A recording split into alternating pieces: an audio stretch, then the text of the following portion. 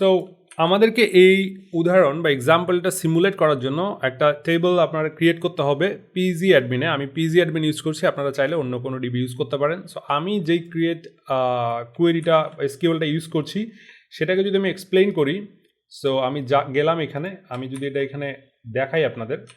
So VS কোডে open করি, VS কোডে ওপেন করলে আপনারা দেখতে পারবেন এখানে আমার একটা সিম্পল খুবই সাধারণ একটা আমার রো আছে, সেটা হচ্ছে আইডি, তারপরে নেম, তারপরে এইজ। এইগুলোতে আমি ধরেন যে কনস্ট্যান্ট হিসেবে একটা প্রাইমারি কি অ্যাড করেছি আইডি। সো এই আইডি প্রাইমারি কি হিসেবে অ্যাড করলে যেটা হয়, একটা ডিফল্ট ইন্ডেক্সিং ক্রিয়েট হয়। তার মানে আপনার আইডি কোথায় কোনটা আছে এইটাকে খোঁজার জন্য একটা ডিফল্ট ইন্ডেক্সিং মেকানিজম ক্রিয়েট হয়। সো সেইটা ডিটেল আমি না গেলাম, যেহেতু আমাদের ভিডিওর স্কোপটা খুবই কনসাইজ এবং ছোট, আমি পুরো ইন্ডেক্সিং ব্যাপারটা বোঝানোর জন্য খুবই সাধারণ একটা ফ্লো ইউজ করব। আমি যেটা প্রথমে করলাম যে প্রথমে আমার এই ডিবি টেবল যেটা আছে ওইটা আমি ক্রিয়েট করে নিয়েছি অলরেডি।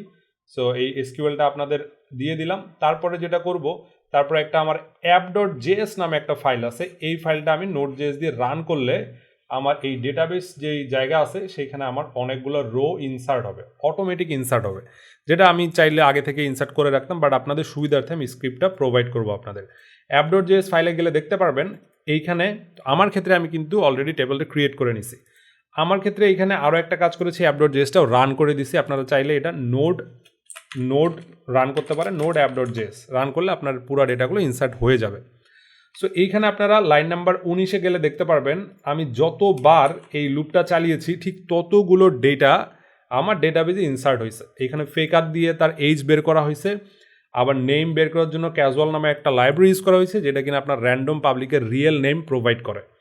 সো আমি যদি ডেটাবেজে যাই, এখন ডেটাবেজে গিয়ে যদি আমি কাউন্ট দেখি, যে আমি কাউন্ট যেটা আমার অলরেডি এখানে আসেই, কাউন্টটাকে যদি আমি এক্সিকিউট করি, এখানে দেখবেন যে নাম্বারটা পাবেন ঠিক একই নাম্বার কিন্তু আপনার এই লাইন নাম্বার 19-এ যে নাম্বারটা প্রোভাইড করেছি এইটার সাথে মিলবে। তার মানে আমি এতটা রোই ক্রিয়েট করেছি ডেটাবেসে। সো এখানে আরও একটা কাজ হয়েছে, আপনি যখন টেবিলটা ক্রিয়েট করছেন তখন দেখবেন একটা ডিফল্ট ইন্ডেক্স আপনার বের হয়ে গেছে। ওইখানে আমি যেটা বলছিলাম, আপনারা খেয়াল করলে দেখবেন ডেটাবেস ক্রিয়েট করার টাইমে আমি যে ইন্ডেক্স, আমি যে ডিফল্ট প্রাইমারি কি হিসাবে ইউজ করেছিলাম কনস্ট্যান্ট লাইন নাম্বার 9, দেখেন প্রাইমারি কি হিসেবে আইডি ইউজ করেছিলাম। সে কারণে পিজি অ্যাডমিনে যখন আমি ইন্ডেক্স বলতেছি, একটা কমান্ড রান করে বলতেছি যে তোমার ডেটাবেজে যতগুলো প্রাইমারি কি ইন্ডেক্স আছে, প্রাইমারি কি আকারে যেসব ইন্ডেক্স আছে সেগুলো তুমি দেখাও, সাথে অন্য যেগুলো আছে ওইগুলোও দেখাও। এই কোয়েরিটা রান করার সাথে নিচে দেখবেন আমাদের এখানে একটাই সেট করা আছে, সেই একটা প্রাইমারি কি আছে আইডি।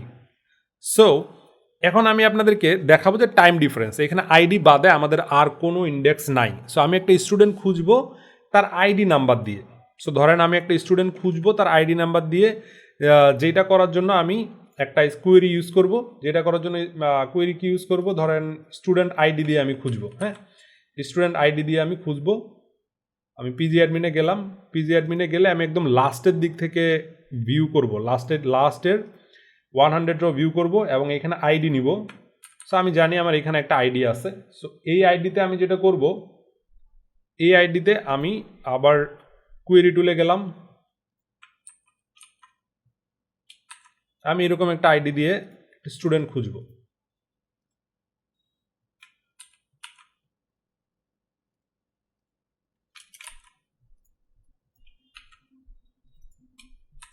সো এই এক্সপ্লেইন অ্যানালাইজ করার কারণে যেটা হবে, কুয়েরিটা কীভাবে আপনার এক্সিকিউট হচ্ছে এবং কুয়েরির মধ্যে এক্সিকিউশন লেভেলে কত টাইম লাগছে সেটা একটা রিপোর্ট আপনাকে দিয়ে দিবে।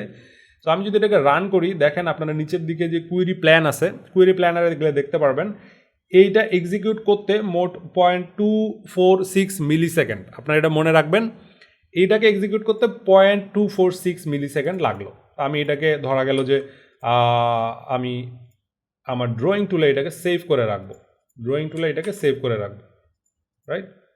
প্রথম কোয়েরি যেটা রান, প্রথম যে আমাদের শুধু আইডি দিয়ে কোয়েরি রান করলাম 246 আমাদের এটা লাগলো। সো আমি এখানে আরেকটা কাজ করব যে এই 246 যে ব্যাটারে পাইছি আমি এখানে অ্যানালাইজটা কেটে দিলাম। হ্যাঁ, 246 যে ব্যাটাকে পাইছি ওর নাম কি, ওর নাম হচ্ছে ধরেন যে র্যান্ডম একটা নেম আমরা সিলেক্ট করলাম। এখন আইডি না দিয়ে হোয়ার নেম দিব, আমি একটা নেম আমি সিলেক্ট করব, হোয়ার নেম ইকুয়াল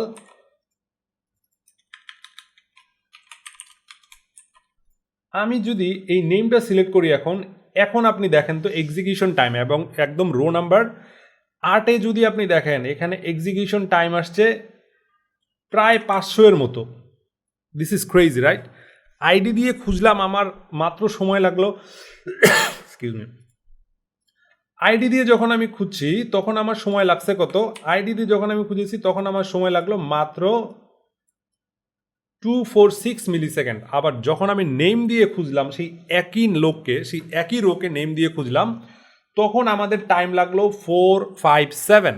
তার মানে আমরা যে ডেটাবেজে যারা জুনিয়র ডেভেলপার আছি বা যারা স্টার্টার আছি ওরা কখনোই এগুলা কিন্তু খেয়াল করি না। এবং দিন শেষে দেখা যায় আপনি যদি এটাকে পার্সেন্টেজ ওয়াইজ ভাগ করেন যে কত পার্সেন্ট আপনার এটাকে কোয়েরিটাকে স্লো ডাউন করবে, চিন্তা করেন আপনি। সো কোথায় আপনার 246 আর কোথায় হচ্ছে আপনার প্রায় 500 এর মতো, প্রায় 457.226। This is huge, this is insanely big than the previous one. So এইখানে কেন হয়েছে, তো আমি প্রথমেই আপনাদের বলছি যে ডেটাবেজে যখন আপনি কোনো প্রকারের আইডি আকারে প্রাইমারি কি দেন, এটা অটোমেটিক্যালি একটা ইন্ডেক্স ক্রিয়েট করে। ইন্ডেক্স ব্যাপারটা কি জিনিস, ইন্ডেক্স ব্যাপারটা ওই এক্সট্রা সেট অফ ইনফরমেশন, যদিও এটা ডিটেইলে অনেক লেভেলের ইনফরমেশন আছে আরও, বাট বোঝার সুবিধার্থে ফর দ্য ফার্স্ট রাউন্ড এইটা হচ্ছে আলাদা একটা কি ভ্যালু পেয়ারের মধ্যে আপনার ইনফরমেশনটা রেখে দেয়। ধরেন ইন্ডেক্স এ একটা কি ভ্যালু পেয়ার বলতে আপনার আইডি, ধরেন যে আইডিটা আমরা দিচ্ছি XYZ আইডি, এই আইডিটা কত নাম্বার পেজে আছে বা কোথায় আছে এটার একটা সিম্পল কি ভ্যালু ম্যাপার সে তৈরি করে রাখে। ওই যে বগির উদাহরণের মতো, যে বগির উপরে প্রিন্ট করে বসায় দেয়, বা আপনার স্টুডেন্টকে যখন এনরোল করায় তাকে তার রোল নাম্বারের সাথে তার রেজাল্ট কার্ডে বা তার আইডেন্টিফিকেশন কার্ডে অন্য আরেকটা নামও দেয়, সেটা হচ্ছে কোন শাখায় সে থাকে, সেটা তো কোনো ফিজিক্যাল জায়গায় সেভ রাখতে হয়। সো ইন্ডেক্সিংয়ের ক্ষেত্রেও ব্যাপারটা সেম। আপনি যখনই কোনো ডেটা ইনসার্ট করবেন তখন এই যদি কোনো ইন্ডেক্স থাকে, যদি কোনো শাখা নাম থাকে, শাখার আলাদা নেম থাকে বা ট্রেনের বগির নাম থাকে, সেটার জন্য এই যে ডেটাবেস টেবিলের মতো আলাদা একটা টেবিল ইন্টারনালি মেনটেন করে, যেখানে ইন্ডেক্সিং রিলেটেড বা যেখানে আপনার এক্সট্রা ট্যাগগুলা লেভেলগুলা সেভ করা থাকে, যে কোন ডেটা কোন রোতে যাচ্ছে বা কোন ডেটা কোন পেজের অধীনে যাচ্ছে, যাতে করে ডিকশনারিতে থাকা এক্সাম্পলের মতো কোন অর্থ বা যাতে করে ডিকশনারিতে ওয়ার্ড খোঁজার মতো ব্যাপারটা অনেক ফাস্টার হয়, যে কোন ওয়ার্ডটা কত নাম্বার পেজে আছে, আমি সাত করে ওই পেজে চলে যাব এবং ওই পেজে গিয়েই ডেটাটা খুঁজবো, তাহলে আমার সার্চ স্পেস অনেক কমে যাবে। সো আমাদের প্রথম এক্সাম্পলে যখন আমরা আইডি দিয়ে সার্চ করেছি তখন কিন্তু ঠিক সেই কাজটাই হয়েছে, যে কাজটা আমরা এক্সপেক্ট করেছিলাম। যেহেতু আইডি দিয়ে ইন্ডেক্স ক্রিয়েট করে রেখেছি, 246 মিলি সেকেন্ড আমাদের এসেছে। যেহেতু আমরা পরেরটা যেহেতু নেম দিয়ে আমরা এক্সিকিউট করেছি, সেইখানে দেখেন আপনাদের ইনসেইনলি বেশি টাইম লাগছে। So this is crazy right. So এখন আপনাদের আরও একটা উদাহরণ আমি দেখাই। ধরেন হোয়ার নেম যদি এইভাবে না লেখে লাইক কমান্ড দেই, লাইক কমান্ডের এইখানে আমি দিলাম এইটা দেই এবং এখান থেকে এটা দেই, রাইট। এবং নেমটাকে যদি আমরা চেঞ্জ করে অন্য কিছু দেই, XYZ দেই, এইটার আমরা একটু প্ল্যানিং টাইমটা খেয়াল করব।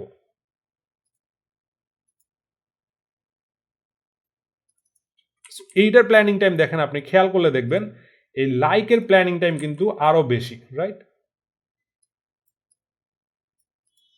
এইটার প্ল্যানিং টাইম আরো বেশি লাগতেছে আমাদের কাছে। সো আমরা এই পরের দুইটা কেসে কিভাবে আমরা ইমপ্রুভ করতে পারি ট্রিমেন্ডাসলি, সেই মেথডটাই দেখাবো। So let's get started into the third part of this video on how to optimize by applying indexes into the name column.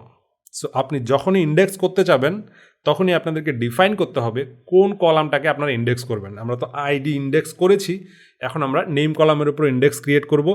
মানে এই লোকটা কোথায়, শুধু রোলকে তো আমরা ইন্ডেক্স করে রাখছি, এখন নাম যেটা আছে নামটাকেও আমরা ইন্ডেক্স করব, যাতে নাম ধরে খোঁজাটাও সহজ হয়।